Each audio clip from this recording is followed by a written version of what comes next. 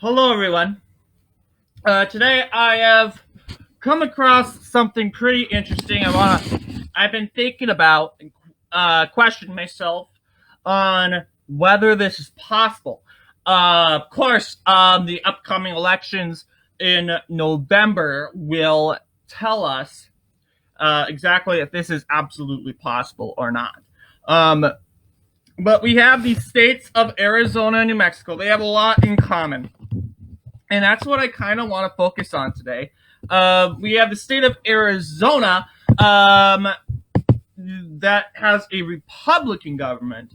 Let's keep in mind, Arizona and New Mexico were founded on the same year, coincidentally. And they're the two youngest in the 48. So now, but the idea is, can Arizona and New Mexico switch places? Like, let's just say, can they flip?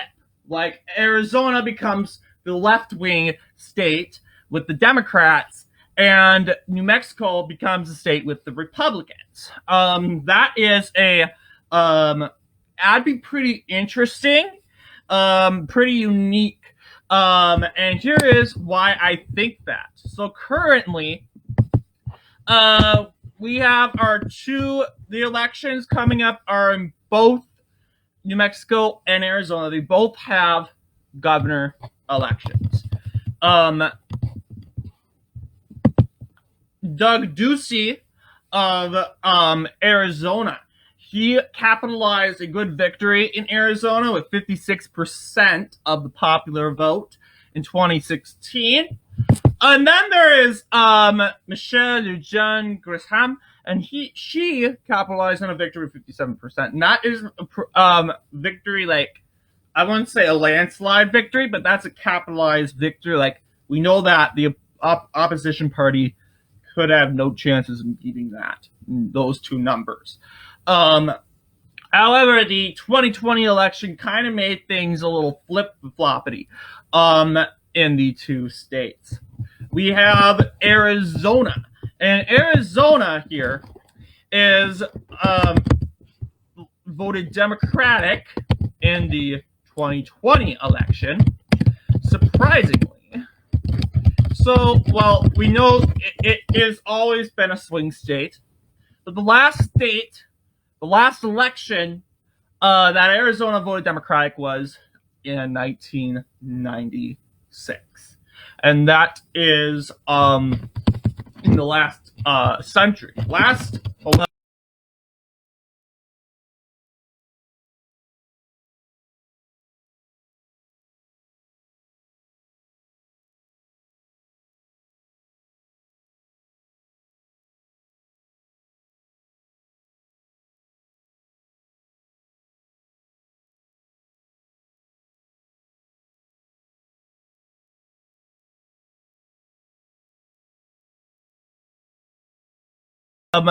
Not necessarily. First off, Arizona has way more people than New Mexico. It is much urban than New Mexico.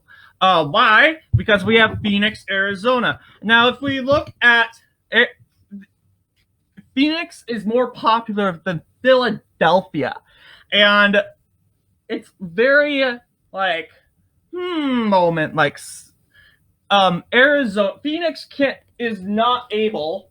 It's a super huge city with millions of people, and it's not capable to make Arizona. It is capable to take Arizona go blue, but it's not as big as we think. Arizona is still a libertarian, don't tread on me state sort of attitude, despite having a whole bunch of people, whole bunch of communities. Arizona, you will see here Maricopa County, like tilted towards Biden. And even in the last election, Maricopa County in 2018 voted for Ducey in a good amount of numbers. So the idea is more and more people are coming to Arizona, and Phoenix has actually a lot of people more people than Philadelphia. Philadelphia is the basic stronghold that makes Pennsylvania a blue state, although Pennsylvania is now tilting to the right now. The question is, will Phoenix, more and more people coming to Phoenix, because more and more people going to Phoenix, will this make Arizona turn blue? And no, it's not going to be like California or Arizona. I was thinking of a Michigan or a Pennsylvania. When I say blue state, it'd be tilting, like barely going blue. But you'll see. I want to take a look at the Arizona elections. Arizona elections, 2018 Arizona elections. And you'll see Democrats and Republicans in Arizona had some wins. And thanks to Maricopa County. Maricopa sometimes voted for Democrats, sometimes voted for Republicans. The Senate election in Arizona saw Kyrsten Sinema win the election in Arizona. Once again, winning and obtaining Maricopa County because of this, won the election. And here's the easy thing. More people voted for Kyrsten Sinema, and because she is a libertarian, more libertarian Democrat. She also views herself more of a conservative. She is pro-guns. So this means Arizona, being the number one gun state in the country, Arizonans feel confident in Sinema as their next senator. Although some voted for McSally, and she did do a great job in Arizona also. But once again, it's the people in Phoenix. You have to aim at Phoenix in order to win that election. Good news for both sides. Phoenix is very center, and they'll vote for whoever policies they favor the most. So that's Senate election in Arizona. Democrats won the Senate election. We're gonna skip the House of Representatives because it's just individual districts. The governor race, as we know, Maricopa County voted for Republicans, and for the Secretary of State voted for Hobbs, although the map seemed expired here. I do believe Maricopa did indeed vote for Hobbs for Secretary of State. Attorney General, Brnovich also won the election. Once again, Maricopa County is the key county in winning the election. He won the election in Maricopa, in Arizona. And then finally, we have the state treasurer doesn't have a link, so I can't really see the map there.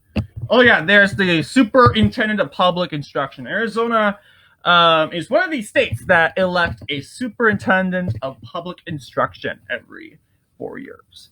And that said, Kathy Hoffman, once again, she won, obtaining Maricopa County. So you see, winner always wins Maricopa County. So Maricopa County goes to the winner no matter what, although this never used to be the case back in the old days, because Phoenix wasn't Phoenix like it is today.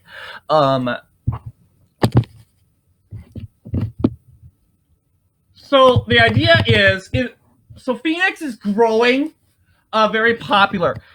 So if Phoenix is growing very popular, different communities are coming in, and these different communities are more liberal, and they're going to vote for the Democratic Party. This means Maricopa County could go Democrat, and that's we have been seeing here in the 2018 elections. And in this election, Maricopa County voted for Democrats. Although the president's approval rating is super low,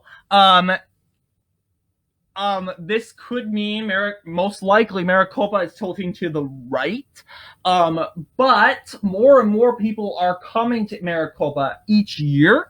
It's going to fill up, and Democrats are hoping that Maricopa would turn to their favor, and that this would be the new general map of how Arizona counties vote.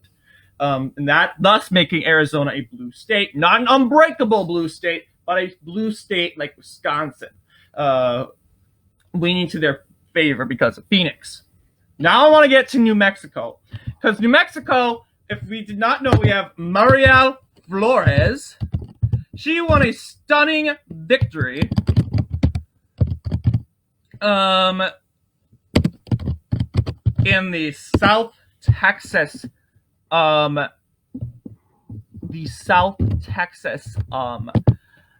district, and which is an unbreakable Democrat stronghold, and she won by a huge amount of points, and that was shocking because this district voted hands off Democrat for everybody except for this election. And Mario Flores actually won by 15 to 10 points, capitalizing the victory. Wasn't a tilting victory. It's not, you can't even say the Democrats did good in this election. They didn't, because Flores captured and basically kneeled her stunning victory in Texas. And we are seeing that around 80% of Hispanics, according to polls, or it might be a little lesser, but what I'm seeing here from other resources, that 80% of Hispanics are going to the Republicans. And this means Republicans are looking to this state, New Mexico. Why New Mexico? Well, New Mexico is the only state in the country that the Hispanics have the majority. The white people, they are a minority in New Mexico. Although, in the country, in the United States, they are a super majority. New Mexico does have around 53% Hispanics in this state. So the idea is, what if New Mexico was to go to the Republicans like this Texas district in South Texas did? So that would ultimately mean that New Mexico would become a red state in multiple reasons. Number one, New Mexico has 0 cities. Big cities that will make an impact. Yes, they have Santa Fe. Yes, they have their capital. But look here, 5 electoral votes. Around 500,000 people, I'd say close to 1 million of people here. Most are Hispanics. So the idea that the Republicans are really considering the idea that New Mexico would go red in the November election. And right now, Republicans are not doing bad in the polls in New Mexico. Yes, the Democrats are ahead by around almost around 6 points to 10 points. But the idea is, yes, they do have their candidates. Let's check that out for gubernatorial elections. 2018, 2022. The incumbent governor, Grisham, is going against Ron Shetty. I do feel Hispanics would go for their community. So yes, maybe Hispanics will try to go towards Grisham because she's a part of the Hispanic community.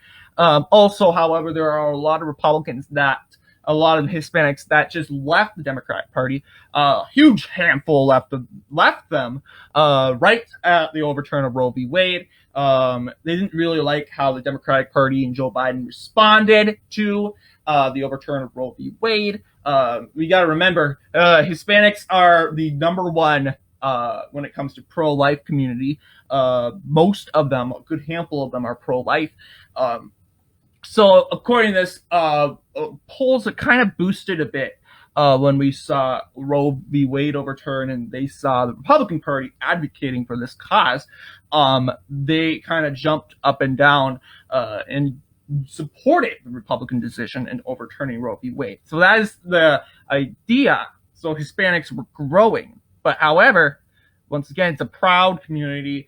Like every community would go, like Joe Biden, the second Catholic president in the United States, he got a majority of Catholics to vote for him because he was Catholic. Mitt Romney, majority, like around 90% of Mormons voted for him because he was Mormon. Barack Obama, around over 90% of African Americans voted for him because he was African American. This is probably the case, what's going on here.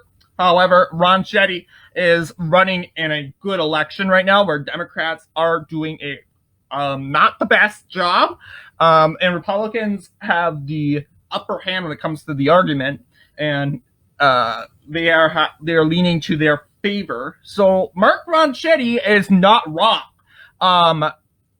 for deciding to jump in the race, suddenly becoming governor this year, because that is a very smart move if you're a Republican politician. You want in a future narrative. If your opponent party is doing bad and you know it, run for office, because that's the year that you know that you can beat the opponent, because people are looking down on the incumbents in office, and you can jump in the picture and bring the people to your side. That's how you win an election.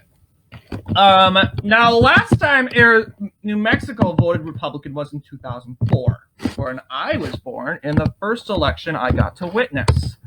2004 United States presidential election. New Mexico has been a blue state since 1992. It voted Republican for Bush, mainly because many Americans felt that Bush was the only one that could beat the Afghan and Iraq war and the war on terror. Putting a new president in would just make things a little complicated, although Kerry did get really a lot of votes. This is a Republican victory map. Although it doesn't make a really change, you'll see that Santa Fe is held by Republicans. Well, that may have been something else. I don't know my New Mexico counties because I'm not from New Mexico. Yes, and you'll see that more areas over here. This for sure, I will guarantee you, over here in East New Mexico, a very strong Republican stronghold, will go pure red. That is an area that Republicans will mainly be getting their votes. And it's always been like that way. New Mexicans in the East tend to be conservative, I'd say more religious. New Mexico is very religious. It's not, I would say, not the religious state in the whole country, though. But over here, I believe this is a part of the Bible Belt. I've seen a tiny bit of New Mexico as a part of the Bible Belt. So this is most likely a part of the Bible Belt, where Republicans are getting their stronghold from. So what do you guys think when it comes to this election? Arizona and New Mexico.